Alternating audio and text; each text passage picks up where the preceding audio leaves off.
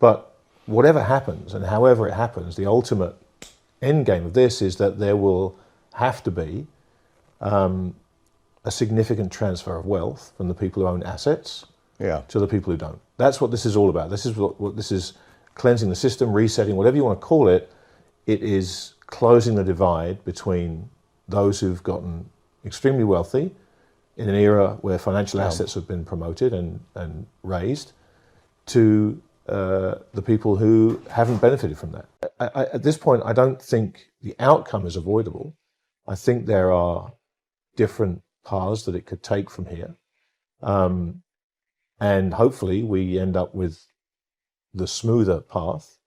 But I don't think at this point the outcome, for me, isn't necessarily debatable. The outcome, the ultimate outcome, no. I think we will see lower asset prices, significantly lower asset prices. Central banks are buying more gold this year than they bought in a long, long time. And that is a signal. The impetus and the change was never going to come from them, because the return of gold to the financial system means nothing good for Western central banks.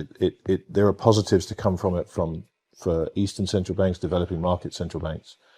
But it means the end of the system that has helped the West flourish. So, but the signs are there that central banks are buying gold at a rate they've not bought it in over 25 years, I think.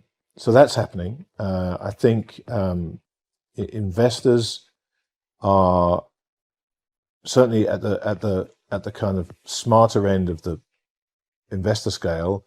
They're a lot more open to talking about gold. And in fairness, what's happened with cryptocurrency has actually helped that conversation take place. You know, it's amazing how you can have something that's been around for 5,000 years and no one wants to read about it and learn about it and understand about it. But new technology comes along and people want to understand it. And one good thing about Bitcoin particularly, and I think anyone that understands gold got the Bitcoin use case immediately, right? We could see in the case for Bitcoin exactly what we see in gold. So I think that a lot of people have done their work on crypto because it's shiny and it's new and it's technology and it's all these attractive things.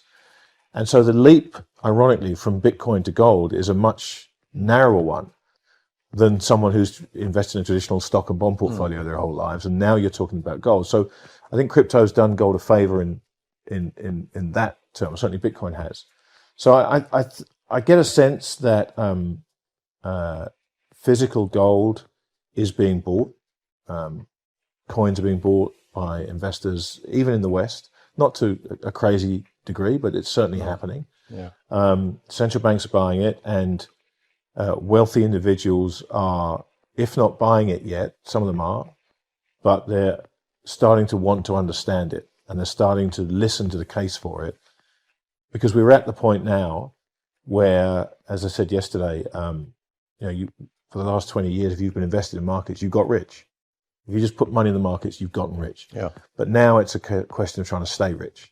So it becomes a case of protecting what you've already got. And if you're going to protect what you have, what we're talking about is purchasing power. That's what you need to protect. People don't understand that. They try and think of it in nominal terms. Oh, I don't want to lose money. But that's what inflation does. You have the same amount of money and it's worth an awful lot less thanks to inflation. So when we talk about protecting your wealth, we are talking about protecting your purchasing power too. Well, gold does that as well or better than just about anything. So that story is now something people, I think, are much more open to listening to. And unfortunately, you can read all you want, you can study history all you want. If you're not inclined to really understand it and act against the way most people are acting because you understand what can happen, it takes the light bulb moment for people to go, oh, okay, now I get it. And so, as is always the case, at the moment of maximum pain, everybody will try and do the same thing. And that's the stampede. At some point it'll happen. And look, at that point you will find people who've held gold for a long time will probably start selling some of their gold because it's going to be overpriced. But without that light bulb moment, without a practical demonstration of what the protection of purchasing power actually means in real terms, it's very difficult to make people who aren't inclined to want to understand it. And I totally get that. Yes. It makes sense to me. But more and more, the more and more we go down this path, the closer and closer we are going to get to that light bulb moment. And that's the point in time where people will realize, okay, it's not about me wanting to own gold because the price is going to go up. I actually now need to own gold to protect my purchasing power. We saw with the UK pension, the LDIs in the UK, we saw what happened there. The Bank of England went from QT to QE in a day. It wasn't, we're going to stop tightening. It was, we're going to go from tightening to easing because that's what we need to do. So I don't disagree with you that they're going to pivot, but I don't think the market believes that they won't yet. I still think the market is banking on the pivot. So it's going to be interesting to see what happens if and when they do, whether the markets, people assume that's going to be the trigger for a rocket ship melt up top. I don't necessarily think that's true. I think markets would be an awful lot lower if people genuinely believed that the Fed was serious. And I think when they do pivot, and I agree with you, they will, because they'll be forced, they won't have a choice. It's not that they want to. I think they want to be hawks. I really do think they want to be hawks and they want to get inflation under control, but they're not going to have the ability to do so. And I think when they do pivot, the focus will turn to why they're pivoting, i.e.